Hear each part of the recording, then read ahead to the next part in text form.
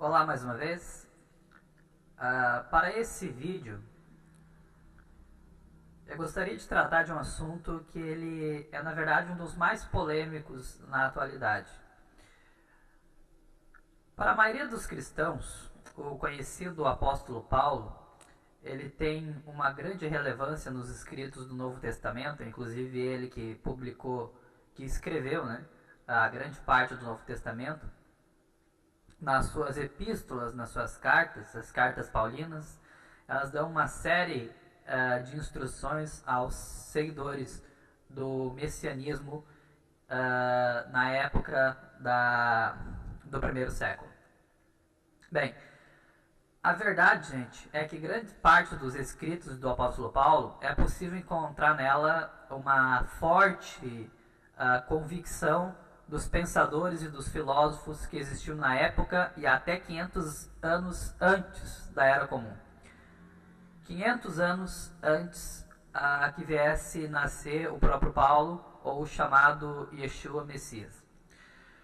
Três das principais doutrinas que formaram o que durante aqueles dias o apóstolo Paulo reconhecia como verdade absoluta, é o finalismo, o neoplatonismo, que do neoplatonismo herdou uma nova escola, uma nova corrente chamada estoicismo. O finalismo, gente, ele diz que toda a existência do universo, ou pelo menos as questões que envolvem cultura e crença, elas têm uma finalidade. Tudo que acontece agora, por exemplo, na sua vida, ela tem que alcançar uma finalidade, um único ponto concentrado com determinada situação no futuro. A essa doutrina, elas chegaram, não foi uma doutrina revelada, não foi um conhecimento revelado, eles alcançaram esse entendimento pelo uso da razão, foi com o uso do empirismo. Não foi uma revelação, não foi uma verdade revelada, não foi uma crença revelada. E nós sabemos que toda a crença, todo o sistema que se alcançou pelo uso da razão, ela pode ter toda uma quantia muito grande de falhas, talvez equívocos, exagero, talvez exageros de algum acontecimento real da época. E o finalismo, ele é muito semelhante a um funil, Por exemplo, quando você coloca o funil na parte mais alongada, normalmente a água vai descer então e vai se concentrar num único ponto. É mais ou menos assim que o finalismo acreditava. O pai do finalismo se considera que foi Anaxágoras, que viveu uns 200 anos antes de Platão e Aristóteles. Ele entende que todos os acontecimentos naturais e culturais é, na verdade, para o finalismo todo do universo, na multiplicidade de seus fenômenos, humanos ou não humanos, tende para um fim imediato ou mediato, próximo ou longínquo. Então eles entendem que a vida do ser humano é, por si só, uma definição de uma causa ou de uma força causativa. O neoplatonismo ele muda um pouco porque ele herda justamente do finalismo alguns poucos detalhes do finalismo, que é a obra de Anaxágoras. Platão, ele reconhecia que muito provavelmente o finalismo, que Anaxágoras chama de finalismo, ele entende que Anaxágoras ele admitiu o nous. O nous seria o espírito, seria a mente do ser divino. O cristianismo, que recebeu grande herança do neoplatonismo, eles entendem que esse nous, ou logos, ou a mente, seria na verdade o próprio Jesus Cristo. Já estou fazendo aí então uma breve análise. E o estoicismo ele é uma corrente que herdou do neoplatonismo, mais ou menos por volta, que herdou de Platão, herdou principalmente do neoplatonismo, ali por volta da primeira década do primeiro século, da Era Comum, nos próximos anos, e parece que só começou a se desmanchar por volta do quarto século. E ainda existem aqueles engraçadinhos que vamos dizer assim, que propagam essa forma de entendimento. O estoicismo, gente, ele era uma das grandes correntes filosóficas da antiguidade. Para vocês terem uma ideia, o estoicismo dizia, entre outros ensinos, que diante de catástrofes pessoais ou comunitárias, naturais ou não se devia chorar por tal situação, nem que seja uma doença terminal.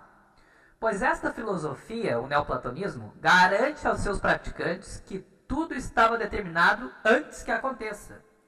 E uma curiosidade sobre isso é que se algum estoico começasse a chorar e a resmungar por este ou aquele problema, logo era visto com desapontamento pelos outros adeptos do estoicismo.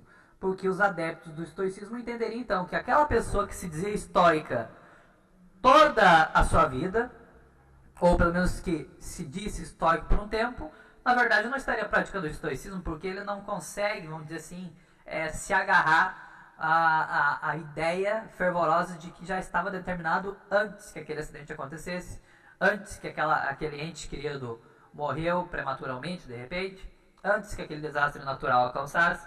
Então, os praticantes do estoicismo, eles entendiam que a sua felicidade dependia justamente de aceitar as coisas ruins. Só como ajuda visual, então, para lembrar, o finalismo ele entende que a causa dos movimentos de ontem tem uma finalidade amanhã. No geral é isso. Da mesma forma como você colocaria, por exemplo, uma água ao entorno aqui, e ele ia descendo, tomando vários tipos de procedência, vários tipos de caminho, até chegar então numa concentração exata. O neoplatonismo, como eu disse, a dificuldade está na compreensão das palavras, porque sabe-se do neoplatonismo que Platão ele admitia um intelecto divino, ele sabia que existia uma causa primordial. Essa causa primordial, por exemplo, muitos anos depois, milênios depois, Giordano Bruno vai chamar essa causa de primeiro eficiente. O mediador entre a matéria e o primeiro eficiente, o seria o nous, ou mente, que o Novo Testamento chama de logos. O ou seja, Deus, ele é o único Deus transcendental, que se relaciona com o mundo, vamos dizer assim, mediante intermediários. Esses intermediários, eles podem, na sua maioria das vezes, é considerado que o intermediário, ele tem intelecto, ele tem uma inteligência. E esse intermediário ele se deriva do Assim como, por exemplo, o judaísmo, eles entendem que Moisés, por exemplo, que Davi, ele derivava de Jessé, então do seu pai, de Moisés, do seu pai também, da sua mãe, a hebreia, que todo mundo descende de alguém, todo mundo deriva de alguém. Adão derivava de Deus. Então, Platão fez uma observação que é razoável do ponto biológico da época, que esse Deus transcendental, que se relaciona com o mundo mediante somente intermediários. E ele se deriva do mediante emanações. A realidade, então, seria uma série gradativa de seres, vocês entendem? Por exemplo, aqui na matéria, o universo físico, ela deriva de uma segunda, terceira ou centésima camada, e essa outra camada descenderia de uma outra camada até chegar no nous. E o nous é que permeia da mente do até a matéria. É uma série gradativa de seres que, partindo do imaterial, terminaria na matéria. Inclusive, se faz uma observação muito interessante, que o homem ele somente poderia se relacionar com mediante as iluminações vindas dele, ou seja, do nous, a mente. O nous, mente, o espírito que se irradia aqui do centro da emanação, que é o essa nous seria a mente suprema do universo, o mundo das ideias, formas e universais, mente suprema.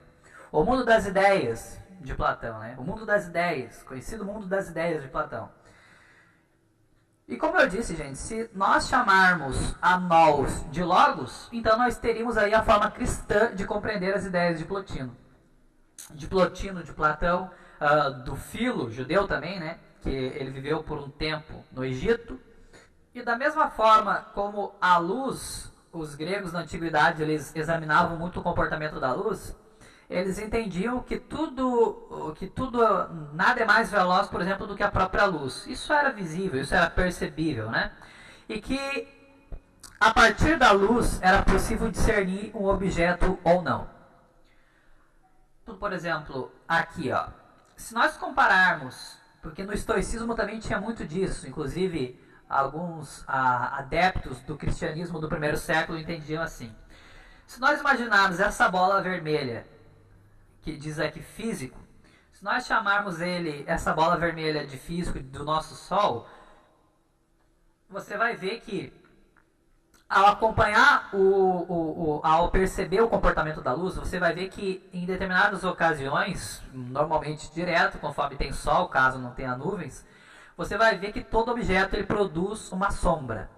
E a sombra ela tem que ser sempre discernida. Exemplo, suponhamos que você esteja olhando fixamente ao sol. E parado entre o sol e a sua visão tem um objeto. Só que a luz ela é tão ofuscante que você não consegue discernir o objeto. Mas se por algum momento você olhar para o chão e começar a examinar a sombra do objeto, você vai talvez poder discernir que objeto que se trata. Por exemplo, aqui nós temos um comportamento de uma mão, aqui, né, fazendo uma imagem de um coelhinho, de um bichinho estranho. Você olhando assim, você diria que na verdade provavelmente esse objeto ele tem um fôlego, ele tem vida, quando na verdade ele é uma outra coisa, não é assim? Acreditava-se então, pelo menos era assim para alguns religiosos da época, que da mesma forma como nós temos um campo matéria, nós temos uma existência matéria, abaixo de nós temos um campo espiritual. Se nós imaginarmos que junto com o nosso Sol visível, nosso Sol físico que a gente vê hoje, essa estrela essa estrela que é uma bola de fogo, você vai entender que também as pessoas lá acreditavam que junto com o nosso Sol físico teria também um Sol espiritual, né? Ou uma luz provedora do nous, do núcleo, da mente divina. E esse Sol, ele também produz luz. E a luz batendo no homem, já que, por exemplo, o finalismo acreditava que todas as coisas, as culturas, as crenças terminam com uma finalidade no homem, acreditava-se então que a partir disto, o sol espiritual batendo em nós, o sol não visível, ele também projetaria uma espécie de sombra, não é assim? Acreditava-se na época, por exemplo, o apóstolo Paulo, ele dizia muito que Jerusalém, que o templo, né, o santo do santíssimo, a arca, os profetas até em algumas ocasiões, a lei, os sacrifícios e tudo mais, na verdade, era uma sombra e uma substância do que estava por acontecer. Você provavelmente que é estudante da Bíblia, você já imediatamente vai se lembrar desse texto, dessa passagem aí, né? Era justamente por isso, porque os judeus não conseguiram então discernir o que estava por vir, que era um homem que ia ser crucificado, que ia ser prego numa estaca de madeira. Cruz não é, né? Que cruz em grego significa estaca. Naquela época, muito provavelmente, eles eram pregados somente na forma vertical e não horizontal. Então, esse rapaz ele foi pregado numa estaca de tortura, realmente foi torturado, pelo que tudo indica, ou morto, né? E a isso então se deu um cabimento, se deu uma noção aí de um exemplo de neoplatonismo naquela época, de finalismo. Nós encontramos assim em Hebreus 8:5. Esses homens, se referindo ao antigo Israel, prestam serviço sagrado como uma cópia e uma sombra das coisas celestiais. Aqui novamente então nós temos então uma pequena coincidência, uma pequena prova, uma impressão digital do neoplatonismo e do finalismo, bem como uma mistura de estoicismo, né? Aqui você pode ver que ele está mirando a ideia de que existe uma forma de discernir, que é necessário discernir qual é o propósito de Deus para com o homem, já que segundo Anaxágoras, toda a teologia da época, toda a teodiceia, todo o estudo, toda a liderança religiosa, o comportamento cultural, por exemplo, no caso de Israel, aqui no caso, esse cara que estava enviando a carta para os hebreus, que até hoje não se acredita bem que foi Paulo, porque na carta aos hebreus não se diz em nenhum momento que foi o apóstolo Paulo, né? Pelo menos até me foge agora esse tema dessa aula, mas pelo que me consta, grande parte dos teólogos desacreditam que teria sido Paulo que enviou essa carta aí aos Hebreus. Então poderia ter sido uma outra escola, uma outra pessoa, um outro gabinete, uma outra sinagoga na época, um outro monastério, um outro tipo de reunião de pessoas adeptas dessa cultura, desse entendimento neoplatônico, que teria então mandado essa carta. Essa possibilidade ela é real, ela existe, até porque a carta de Hebreus ela é muito extensa, né? Colossenses 2, 16, 17. Portanto, não deixe que ninguém julgue vocês pelo que comem ou bebem, ou com respeito à celebração de uma festividade, da lua nova ou de um sábado. Essas coisas são uma sombra do que viria, mas a realidade pertence a Cristo. É exatamente o que eu havia falado. Eu até hoje, gente, nunca vi ninguém mostrar um vídeo bem simplificado dessa forma que eu estou colocando para vocês. Mas se vocês estudarem bem a fundo, se vocês pudessem ter a oportunidade de comprar o material que eu tenho, não de mim, de outros pesquisadores, vocês vão ver que o ensino por trás do neoplatonismo, o ensino por trás do estoicismo é exatamente esse. Mais para baixo aqui, gente, mais para frente eu vou dar a prova, uma impressão digital muito forte que garante que o apóstolo Paulo ele era muito familiarizado com a filosofia grega antiga. Isso é flagrante, né? Inclusive, quando ele estava cursando o Areópago, ele deixou claro que ele entendia. Mas, para além disso, gente, não somente ele acreditava, como ele era praticante.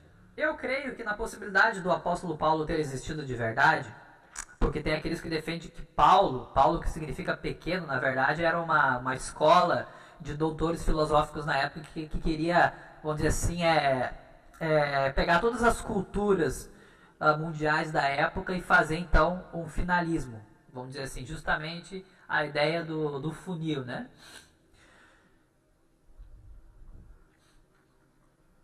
Um exemplo de uma pessoa muito praticante do estoicismo antigo era Lúcio Aneu Sêneca. Lúcio Aneu Sêneca, que era um homem devoto a essa filosofia antiga, inclusive ele era instrutor de alguns imperadores do Império Romano do primeiro século. Ele é um exemplo muito bom de um estoico, praticante da antiguidade, né? Era Lúcio Aneu Sêneca, então. E esse rapaz, ele foi um dos grandes filósofos mais famosos da sua época. Ele escreveu se eu não me engano, cerca de 22 livros, né? Sêneca, gente, ao observar o sofrimento emocional de algumas pessoas de sua época, ele entendia que estava associada por imaginarmos que as coisas sempre têm de ser como queremos e esperamos. Que ele entendia que o sofrimento estava na ideia de que todas as pessoas, ele entendia que as pessoas que acreditam que somos donos da nossa capacidade de moldar o mundo segundo os nossos desejos, essas pessoas tinham a tendência de sofrer muito mais. Mas na opinião dele, né, o ser humano ele não é capaz de controlar seus passos nesta vida. Há muitas coisas que temos de aceitar, né? Nem sempre temos liberdade para mudá-las. Para tentar nos fazer compreender isso, para criar uma imagem clara, Sêneca fez uma comparação inusitada. Ele disse que somos basicamente como animais amarrados a uma carroça em movimento. A correia pode até ser razoavelmente longa, o bastante para nos dar certa liberdade, até uma medida. Mas assim como, por exemplo, você já viu aquele momento que, de repente, não sei em que cidade você mora, mas provavelmente em algum momento da sua vida você já deve ter visto, que quando aparece uma carrocinha, por exemplo, aquele rapaz que trabalha no interior, normalmente ele costuma amarrar atrás da carrocinha um outro animal, não é assim que funciona? Um outro cavalinho, de repente da região onde você mora, de repente um burrinho, um outro animalzinho, né? E imagina que essa carroça, com outro cavalo puxando a carroça à frente, esse cavalo ele não pare jamais, ele fique sempre andando, e esse cavalo, o outro cavalo, ele fique pendurado, ele fique amarrado na parte de trás.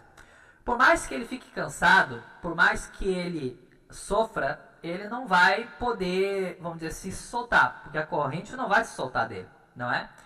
Assim sendo, a única forma que o animal ele irá perceber que para aumentar sua chance de ser feliz, ele precisa aceitar o fato de que deve simplesmente seguir a carroça, né, que é a carroça do inevitável. Por que se debater contra algo que não pode mudar? E ainda correr o risco de morrer estrangulado? Então, o estoicismo ele tinha essa ideia de que não adianta você, vamos dizer assim, brigar com o que aconteceu, brigar com o que está acontecendo em termos espirituais, principalmente, porque não tem motivo para você brigar com o que já estava determinado. E a única forma de você seguir é aceitar o que aconteceu lá atrás. Era mais ou menos assim que funcionava o pensamento de Lúcio Aneu Sêneca. Inclusive, vocês podem verificar, tem um vídeo no YouTube que eu achei até muito curioso, eu pesquiso sempre, e eu nunca tinha percebido que alguém tinha feito um trabalho tão grande sobre o Lúcio Aneu Sêneca, né? Esse vídeo ele se encontra no YouTube, o nome do vídeo, se não me engano, é Filosofia Cênica, né? Filosofia Cênica. E ali vocês vão poder então ter uma noção mais grande do que é que eu estou querendo dizer. Lúcio Aneu Sêneca, ele era um contemporâneo da época do apóstolo Paulo. Inclusive, acredita-se que eles morreram mais ou menos na mesma época. Inclusive, acho que Lúcio Aneu Sêneca viveu um pouco mais que Paulo, né? Era um pouco mais velho que Paulo. Gente, os hebreus, eles tinham uma espécie de carrocinha da antiguidade. Essa carrocinha era usada para colocar os bois, para puxar essas carroças, para arar a terra, né, para poder cultivar alimentos, remoer a terra. Nessas carrocinhas, eles colocavam vamos dizer assim, umas agulhas gigantes, uns ferros afiados, uns ferros de ponta na frente, para que cada vez que o animal parasse, que ele parasse de produzir o alimento, cada vez que o touro empacasse, a pessoa que está arando logo atrás, ele iria continuar empurrando então o carrinho, e com isso iria espetar o lombo do animal, as pernas do animal. Inclusive era costume, depois de eu inclusive tive a oportunidade de ver, eu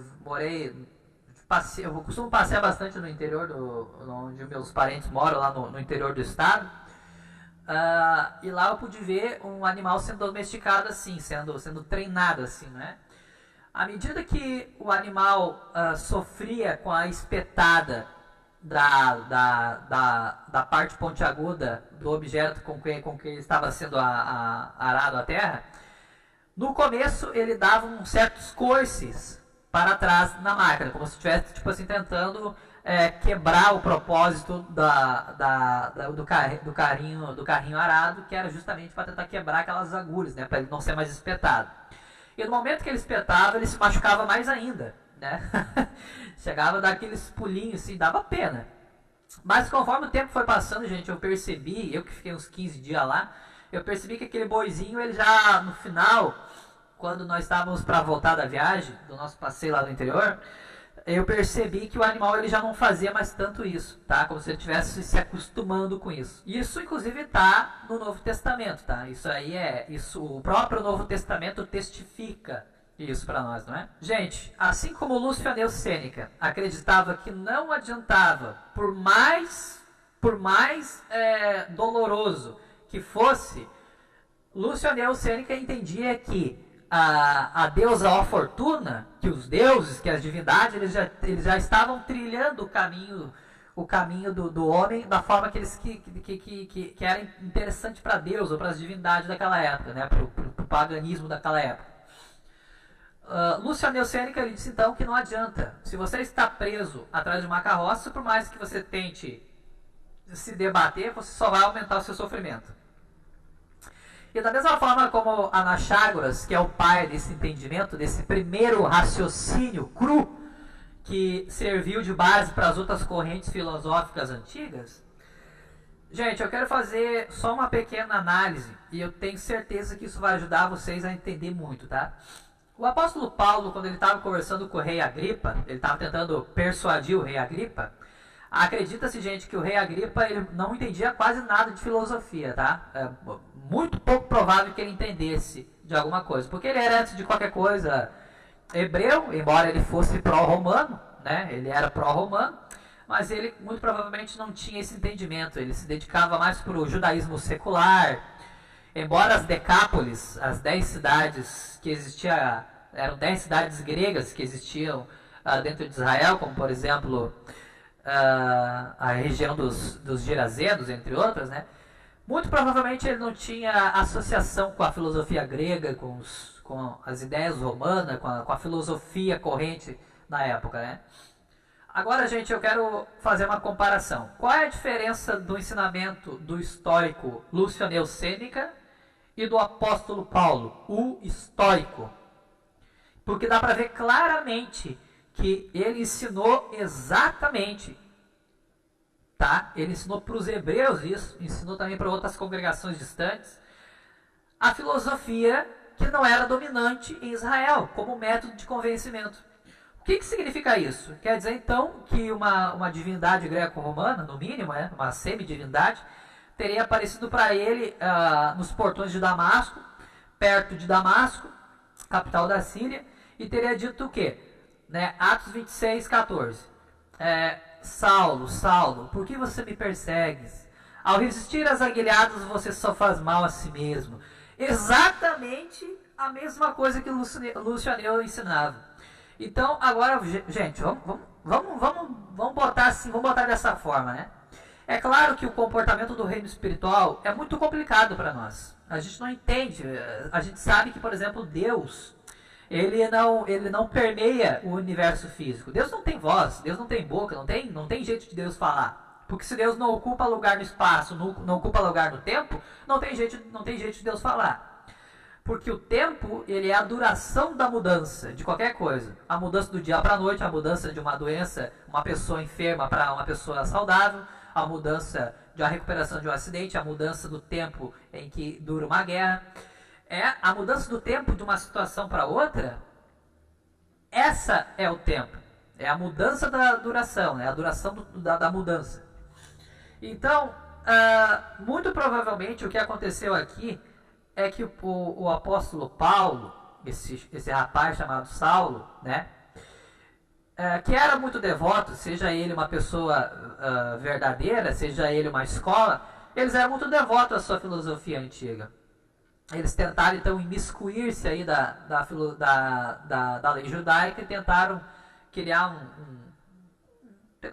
aí um sistema, vamos dizer, um funil estoico, para tentar resumir o que poderia ser toda a cultura semita antiga, ser resumida então nesse rapaz chamado Yeshua Jesus. É claro que ele teve um triste fim, né, gente? De que modo nós podemos encarar tudo isso? Já estamos no 20º século seguido, desde que o Yeshua Jesus nunca mais retornou, não fez a sua segunda vinda. Embora grande parte da teologia em geral, inclusive nós temos bastante pessoas na internet falando isso, que se acredita que a teologia máxima que consiste o Novo Testamento é justamente a ideia de que Jesus, a segunda vinda do chamado Yeshua Jesus, aconteceria, na verdade, durante a morte da pessoa. Quando a pessoa está para morrer, é ali que vem a segunda vinda. Como, por exemplo, aconteceu com Estevão, né? Estevão estava sendo apedrejado, quando ele estava para morrer, ele, inclusive, se deu o trabalho de dizer, né? Veja o céu aberto, chegando e tal. Olha, gente, há muitas pessoas que já estiveram na beira da morte e nunca viram nada parecido com isso, não viram o céu aberto, nada disso. Então, gente, eu só gostaria de contribuir com vocês para dizer que essa teologia do Novo Testamento ela é muito estranha. Ela é muito delicada. Porque como é que pode você vai colocar uma filosofia que não é oriunda do ser divino e misturar com um complexo de livros que se diz divino? Isso não é, entendeu? Não é razoável, não tem um devido cabimento. E ainda pior quando você lê lá no livro de João, que diz que o princípio era o Logos e o Logos estava com Deus. Gente, é claro, eles estão justamente falando do neoplatonismo. Então o neoplatonismo, ele é, vamos dizer assim, por si só, uma mancha na teologia atual. Né? Ela está divinizando o homem através disso. Então eu espero ter contribuído pelo menos um pouco. Eu sei que isso vai dar para vocês apenas uma pequena centelha, um pequeno raciocínio.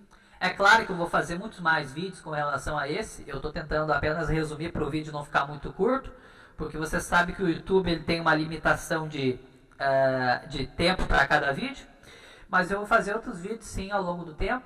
Espero que vocês ao menos comentem, gente, porque falta de educação não é comentar a sua opinião contrária ao conteúdo do vídeo.